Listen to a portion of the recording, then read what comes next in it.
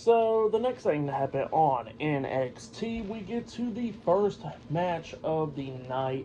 Now, before we talk about that match, we got to talk about a segment that happened backstage. So yeah, we see the NXT Heritage Cup champion Charlie Dempsey talking to Ren Sinclair backstage, and then Miles Bourne and Tavion Heights comes up, no quarter catch crew, and he was talking about how proud he is of all three of them, and he was talking about how Ren Sinclair almost won the Women's Iron Survivor Challenge. So yeah, that's what he was talking about there. But then all of a sudden, OTM comes up, and OTM was talking about how, how no quarter catch crew lost their chance for the NXT Tag Team Championships and all that, and then Jada Parker comes up, and she was talking about how, Ren Sinclair needs to thank her because, how she ducked the back fist from Lola Vice last week and all that when Ren fell for the win and all that. So yeah, that's what she was talking about there.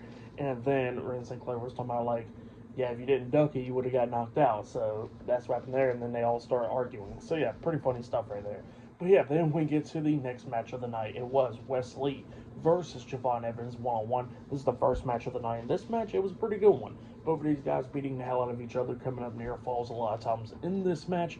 At one point, there was a spot where we see Javon get on the second rope, and then Wes kicking his feet from underneath them, and he goes for the pin, putting his feet onto the second rope and stuff to get leverage and all that. Same thing they did at Deadline, but he only got a 2 count out of it because the referee seen his feet on the ropes. So that's what happened there. But yeah, it was just going back and forth and everything between these two guys. At one point, Wes did hit the cardiac kick onto Javon. He pinned him. 1, 2, Javon barely kicks out at 2. And like I said, it was just going back and forth between these two guys.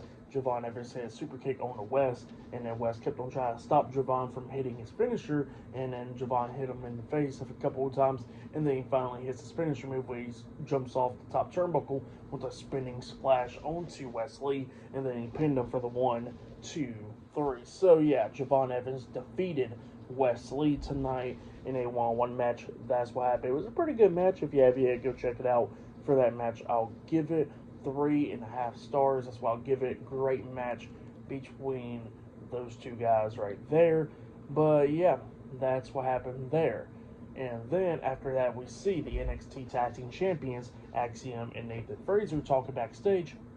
Axiom was talking about how proud he is of Nathan Frazer, and he says that Nathan Frazer should have won the Iron Survivor Challenge. And Frazer was talking about, yeah, I didn't know that Obafemi was going to be in there. And, Axiom was not happy about that. And then Frazer was like, look, you held the tag team together at Deadline and all that, and you was the one that kept the tag team titles around always.